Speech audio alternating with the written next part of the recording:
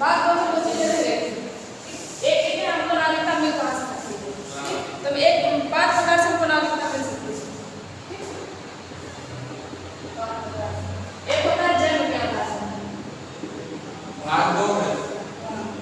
अच्छा ये लास्ट में पॉइंट है मृत्यु के आधार पर।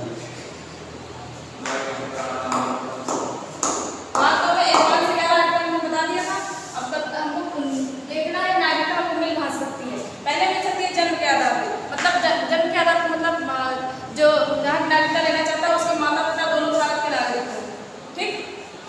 उसके बाद आता है वंश के आधार पर।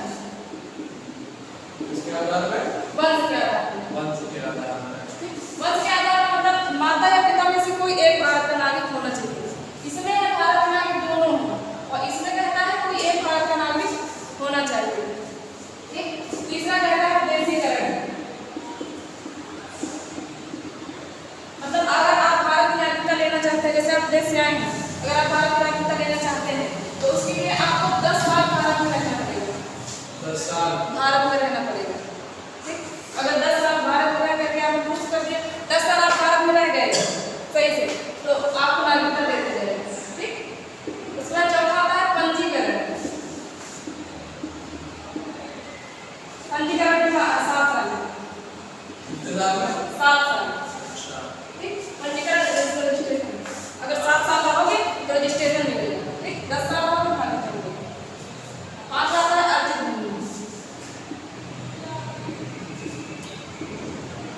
जैसे हमने कल सिक्किम को मिलाया था, ठीक, 16 मई 1975 के, तो सिक्किम को जब भारत से मैं सिक्किम को मिलाया था तो सिक्किम के जितने सारे लोग थे इन सबको नागरिकता दी जाएगी, ठीक। क्योंकि हमने राज्य को मिलाया है तो उनके लोगों को नागरिकता नहीं मिलेगी, ठीक। उसके बाद अपने त्याग कहा जा सकते हैं, नागरिकता हमारी छीनी कहा जा सकती है। अच्छा 3 प्रकार से छीनी जा सकती है, ठीक। पहला होता है आप स्वयं त्याग दें,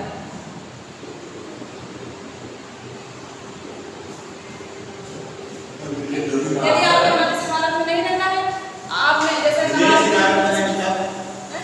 नागरिकता लेने का कुछ नहीं जाएगी। विदेशी नागरिकता लेनी है, आप या यहाँ त्याग देंगे, वही है, आप यहाँ जगह त्याग देंगे तो वहाँ की नागरिकता ले सकते हैं, या फिर आप यहाँ नहीं त्याग रखेंगे वहाँ की लेंगे तो नहीं हो पाएगा, ठीक। आप स्वयं त्याग दें। दूसरा ऑप्शन होता है दूसरे देश से नागरिकता लेंगे।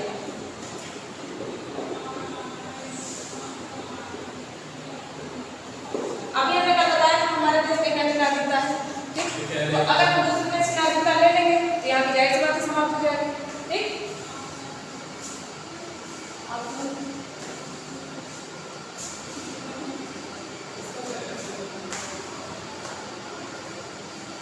देशद्रोही का क्या है?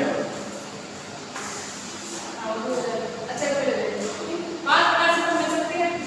पहला जन्म के आधार पर, दूसरा वंश के आधार पर, तीसरा देशीकरण, चौथा